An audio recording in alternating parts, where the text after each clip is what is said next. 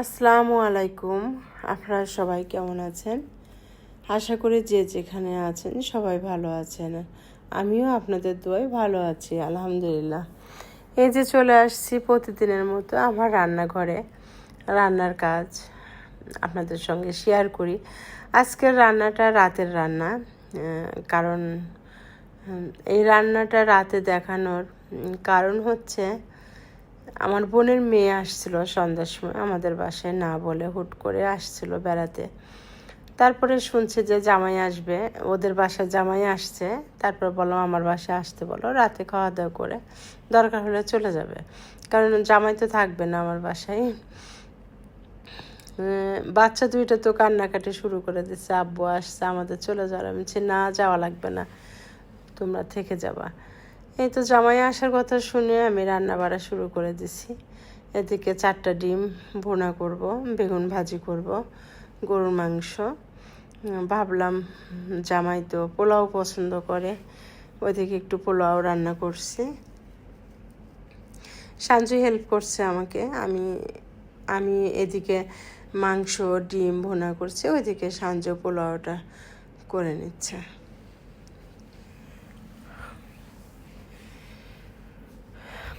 ওরা আসছিল, পরশুদিন আসছিল, এসে ছিল, বাচ্চা দুইটা ছিল। আজকে ওরা চলে গেছে। পরশুদিনে যে রাতের যে রান্না বাড়ার যে ভিডিওটা, ওটা আমি আজকে আপনাদের সঙ্গে শেয়ার করছি। আমি বেগুনটা ভাজি করছি, কারণ আমার জামাই বেগুন ভাজিটা খুব পছন্দ করে। আমার মনে ছিল না, সাঞ্জু আমাকে বলছে খালা বেগুন আছে কিনা। আমি বলছি হ্যাঁ আছে বেগুন।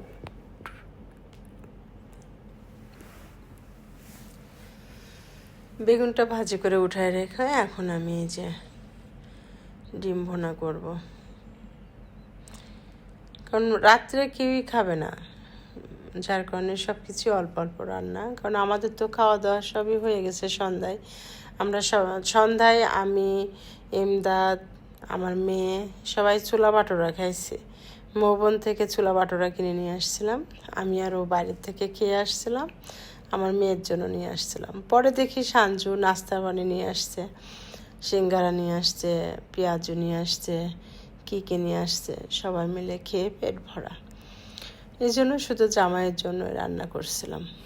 ভাবলাম রান্নাটাও আপনাদের সঙ্গে শেয়ার করি, রাতের রান্না। আমি সাধারণত রাতে কখনো রান্না করি না যদি মেহমান না আসে। রাতে যদি কোনো মেহমান না আসে তাহলে আমি রান্না করি না। হঠাৎ করে যদি কেউ চলে আসে তখন রান্না করি। আমি সব কিছু দুপুরবেলায় রান্না করে ফেলি। যখন দেখি যে দুপুরবেলা মেহমান সব আছে, ওই একবেলাই রান্না করে ফেলি, রাতে আর রান্নার কাছে যাই না। এই তো আপনাদের সঙ্গে কথা বলতেছি, একটু বেশি কথা বলি আমার মনে হয় আপনাদের সঙ্গে। আমি কিন্তু সারাদিন এত কথা বলি না। যখন আমি ভিডিও করি আপনাদের সঙ্গে আপলোড করি ভিডিও, আপনাদের সঙ্গে শেয়ার করি সব কিছু, তখনই কথা বলি।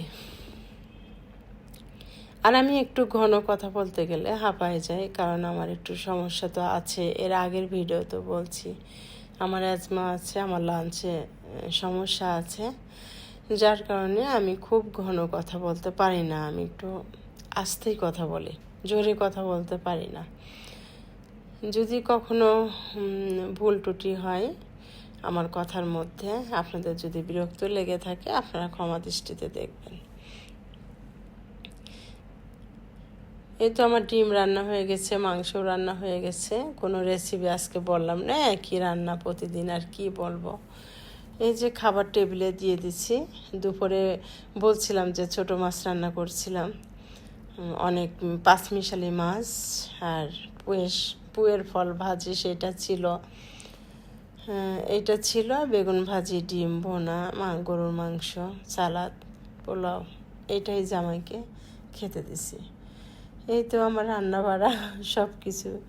সবাই ভালো থাকবেন, সুস্থ থাকবেন, আমাদের জন্য দোয়া করবেন, আমাদের বেশি বেশি ভালোবাসা দিবেন। আমরাও আপনাদের জন্য দোয়া করব, আপনাদেরকে ভালোবাসা দিব। যে যেখান থেকে দেখছেন, যে যেখানে যে অবস্থায় আছেন, আল্লাহ যেন সবাইকে আপনাদেরকে ভালো রাখে, সুস্থ রাখে। আপনাদেরকে আয় রোজগারে আল্লাহ যেন বরকত দেয়।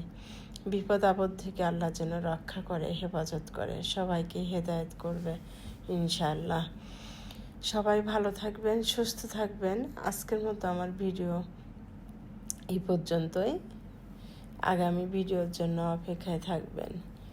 সবাই ভালো থাকেন। আল্লাহ হাফেজ।